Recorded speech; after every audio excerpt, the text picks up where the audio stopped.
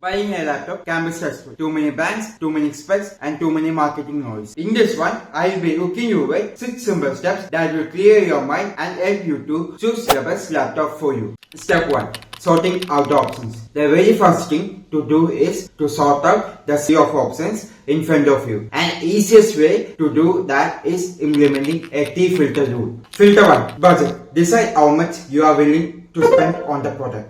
Filter 2.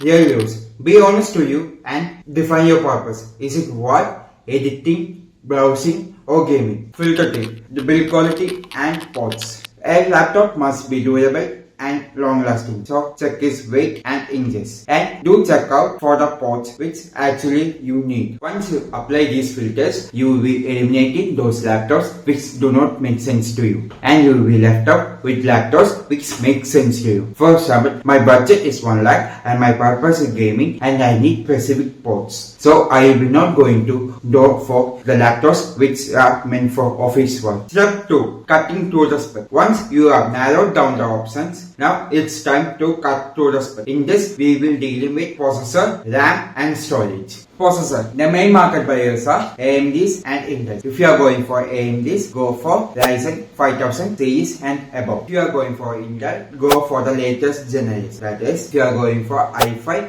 Gen 7 or i3 Gen 9, then i3 Gen 9 is more powerful. In my recommendation, you must go with 12Z or higher. Storage. Here it is SSD or NVMe. In NVMe, it's SC outer. We will discuss about it in later one. SSDs. Here we are SATA or MME. If you have budget, go for MME ones. Or if you are less budget, go for SATA ones. In SSDs, you must go for 256GB or 128GB ones. RAMs. 8GB RAM is bare minimum today. In my recommendation, you must go for 16GB RAM. Or if you are low in budget, go for 8GB RAM. And you must make sure that it must have a expandable RAM. By focusing on just straight processor, storage and RAM, you will be avoiding unnecessary spec overload. Step 3. Don't overload inks and display. One of the main regrets that people have after buying the laptop is realizing the inks feels weak and the screen looks dull. The main solution to that is reading user reviews from online. By doing so, you can spot the common complaints that the product has. In my opinion, every company has a very good product and a very bad product. So make sure you sell the brand. A solid inch and a good display affect your daily experience. So don't compromise here. Step 4. Keep attention on the battery life. Battery life is another area where people often disappoint. Keep in mind that the battery performance is directly dependent on your use case. A student who attends the online class will drain battery very differently than a person who just browsing or who just types document. As a baseline, look for a 5-hour backup. If you want more, look for laptops having processors with Intel's Evo certified processors or AMD's Ryzen 5 series and above. They are designed to deliver more battery backup without compromising on performance. Step 5. Which one you should? Still confused with the specs? I will give you some of my suggestions. Students case. Their main use case would be PowerPoint presentation, Word, typing and ChatGPT. For them, I will prefer Intel i3 or Ryzen 3 series, 8GB RAM